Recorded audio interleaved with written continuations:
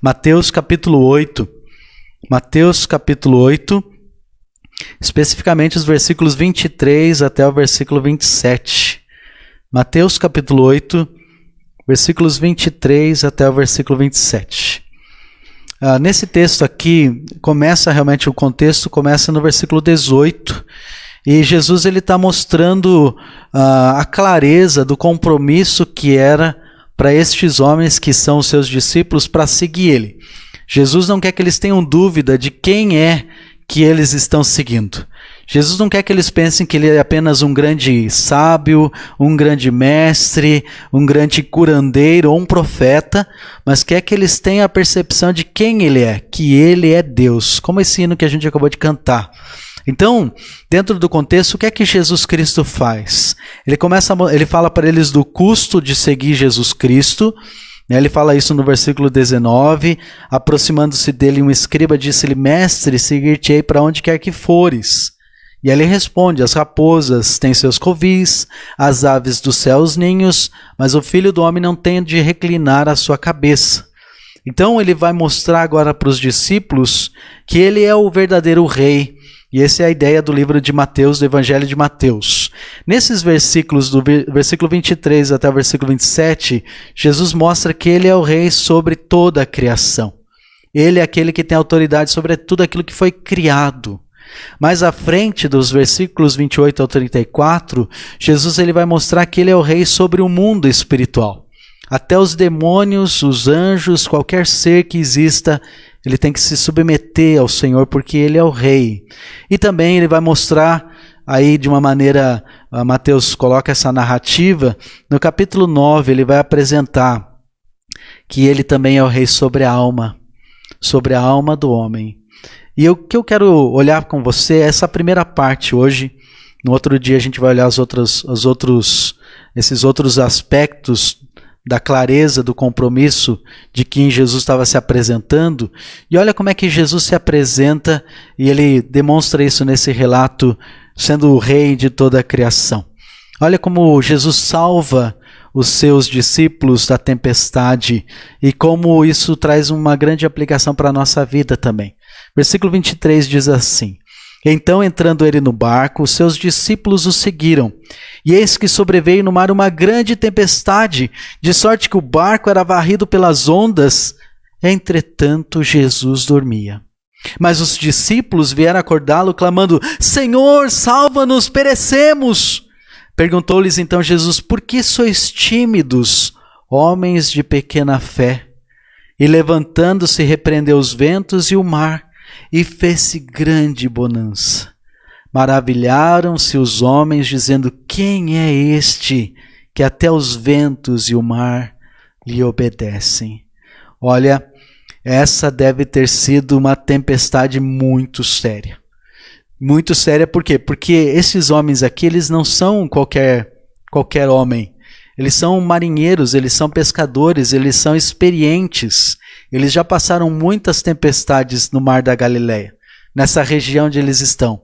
Estava vendo um documentário que diz que essa é uma região em que o clima muda muito rápido. Você tem um pôr do sol maravilhoso e lindo, e logo em seguida você pode ter uma grande tempestade, nuvens chegando. Então esses homens, eles sabiam, pela experiência deles, enfrentar essas dificuldades.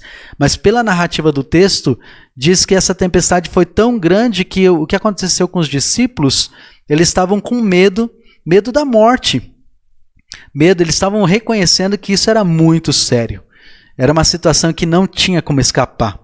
Olha como é que o versículo 23 a 24 fala: Entrando eles no barco, seus discípulos o seguiram, e de repente uma violenta tempestade. O Mateus, ele coloca essa palavra junto, e é traduzido junto com a palavra tempestade. Realmente é uma palavra que a gente tem aqui, essa violenta tempestade que abateu-se sobre o mar, de forma que as ondas inundavam o barco. E o texto diz: Jesus, porém, dormia. Mateus quer que a gente perceba a tranquilidade do Senhor Jesus Cristo, mesmo no meio dessa grande tempestade. No idioma original, essa palavra é tão interessante, a palavra tempestade, porque ela também é usada para descrever um terremoto. Realmente como se tivesse um terremoto, um maremoto acontecendo. Não tinha mais... Você perde as referências, as pessoas que estavam aqui, os pescadores, os marinheiros, né, os discípulos, eles estavam completamente perdidos. Eles ficaram desorientados por causa dessa mega tempestade que se abateu sobre eles. Aqui é aquele tipo de tempestade que você... não é só a água balançando, mas tem vento, tem chuva chegando. Aquele tipo de tempestade que não consegue nem... você estica a mão à sua frente e continua vindo o vento, continua vindo a chuva, a água sobre o rosto. Você não consegue abrir os olhos, você não consegue ter condições de poder fazer nada. E essa tempestade estava chegando sobre eles.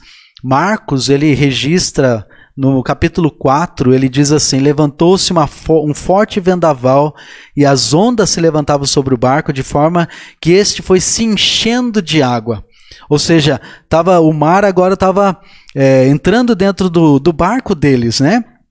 E isso aqui dá uma ideia do tamanho da tempestade. Eu não sei se você já assistiu, mas isso me faz lembrar daqueles programas de aventura com barcos que aparecem naqueles programas, por exemplo, Pesca Mortal, a Pesca no Alasca, quando eles têm que enfrentar aquelas tempestades, e você tem aquele barco cheio de equipamento, e GPS, e radar, e luzes, e quando chega a tempestade, meu amigo, não tem aparelho que sirva. É um daqueles lugares que eu não queria, com certeza não queria participar, né? Quando você vê o que esses caras enfrentam, eu acho que eu nunca entraria num desses barcos. E é muito provável que esse tipo de situação que os discípulos estão enfrentando aqui. E enquanto isso, Jesus, que é totalmente Deus, Jesus, que é totalmente homem, o que está acontecendo com ele? Ele está dormindo. E a minha pergunta aqui é, já apareceu para você que enquanto as situações estão passando, os problemas, os momentos de necessidade, parece que Deus está em silêncio, parece como se Deus está dormindo, não está percebendo aquilo que você está enfrentando? Talvez você está passando por uma dificuldade justamente nesse momento, né? Você está chamando ao Senhor, você está clamando ao Senhor em oração, mas parece que Ele não está falando, parece que você não consegue ouvir nenhuma resposta, parece que Deus está distante, parece que Ele está despreocupado, pode parecer até que Ele está dormindo. Mas o que o texto está nos mostrando é que isso não é a verdade. Não é isso que está acontecendo. A Bíblia também diz em Salmo 121:4, o protetor de Israel não dormirá, ele está sempre alerta, na versão da NVI. Ou seja, não dormita aquele que te guarda. Deus, ele não pestaneja, Deus, ele nunca faz, estou muito cansado, o que aconteceu aqui no universo, porque eu acho que eu dormi um pouco no volante. Não, isso nunca acontece com Deus. Como cristãos, irmãos, nós passamos por tempestades na vida. Mas nós podemos manter a confiança em Deus, porque Deus está sempre presente. Seja o que houver, como a gente acabou de cantar, Deus é Deus. Quando os discípulos clamaram a Jesus, Ele respondeu ao chamado deles. Jesus está mostrando para esses discípulos quem Ele é. Ele é o Rei sobre todas as coisas, até mesmo sobre o nosso mundo que está acontecendo ao nosso redor. Como cristãos, nós precisamos lembrar, irmãos, que a tempestade que eles estavam enfrentando era apavorante. Essa tempestade que eles estavam enfrentando era paralisante, era algo realmente assustador. Mas sabe o que é interessante na história? Esse era o lugar mais seguro para eles estarem. Não é uma coisa incrível da gente pensar? Porque era exatamente o lugar onde Deus estava. Às vezes, irmãos, pode parecer ao seu redor que está tudo um caos, um cataclisma, mas é você ter a certeza de que Deus está presente com você. Jesus estava junto com eles. O lugar mais seguro do mundo naquele exato momento era dentro desse barquinho. E a minha pergunta hoje à noite é: qual é o seu barquinho agora? Qual é o lugar onde você está? Eu não sei quanto a você, mas eu prefiro estar com Jesus na maior tempestade do que estar no palácio mais luxuoso do mundo, mas se Deus não estiver comigo lá. Às vezes a gente pensa que os lugares tranquilos é onde é os lugares de bênção, mas a gente precisa lembrar que às vezes os lugares de maior dificuldade, por isso Deus os salva na tempestade. Ele não salva eles da tempestade, Ele não tira, não evita eles de enfrentar a dificuldade. Mas é dentro da tempestade que Jesus faz um grande milagre. Notou aqui no texto? Ele fica de pé e qual é a repreensão de Jesus para estes homens? Ele fala, vocês são tímidos, homens de pequena fé. Será que a gente precisa crescer um pouco mais na nossa fé? Será que a tempestade não está sendo um instrumento, a dificuldade que você está enfrentando não é uma oportunidade para Deus ajudar você a crescer um pouco mais, a ser um pouco mais maduro, a ser um pouco mais forte, a não ser tão tímido, mas ser um pouco mais ousado, um pouco mais corajoso, um pouco mais confiante, porque Deus está junto com você dentro do barco. Então, irmãos, o salmista, Salmo 46, ele diz, Deus é o nosso refúgio e nossa fortaleza, auxílio sempre presente na adversidade. Então, algumas vezes Deus ele vai acalmar. Vai ter momentos em que Ele pode até parar a tempestade. Esse é o nosso Deus. Deus ele pode acalmar, Ele pode parar a tempestade.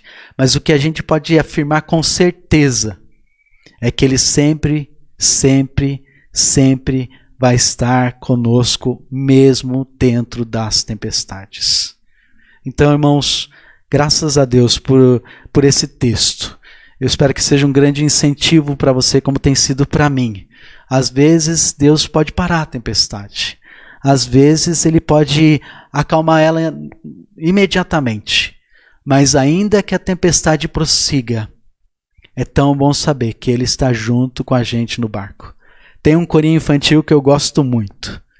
E ele, sempre em situações difíceis, pode ser uma letra tão simples. Mas ele diz, com Cristo no barco, tudo vai muito bem. Deixa Jesus dirigir e controlar o seu barco. E Ele vai guiar você para o lugar certo, no momento certo, mesmo no meio das tempestades. Fale isso para o Senhor. Senhor, Senhor, eu preciso da sua ajuda. E Ele vai lhe ajudar. E Ele vai nos responder e nos atender e nos guiar. Vamos orar? Querido Deus, obrigado, Pai. Uma cena difícil para a gente olhar e saber que há tempestades, há dificuldades ao nosso redor, em nossas vidas, problemas de saúde, problemas de trabalho, necessidades, às vezes até a morte se faz presente. Mas obrigado, Deus, por ter essa esperança verdadeira que a sua palavra nos dá, que mesmo nas dificuldades o Senhor nunca nos desampara. O Senhor está sempre junto conosco. E o seu plano, ó Deus, nos ajudar a crescer mais para ser a imagem do seu Filho Jesus. Até as tempestades fazem parte do plano do Senhor. Nada escapa ao seu controle. Nos ajuda, ó Deus, na nossa falta de fé, para crescer e sermos crentes mais maduros, mais fortes, um maior testemunho do Senhor no mundo onde nós vivemos. É por isso que nós te oramos, agradecidos, e pedimos, ó Deus, da tua misericórdia, do teu conforto, em nome de Jesus. Amém.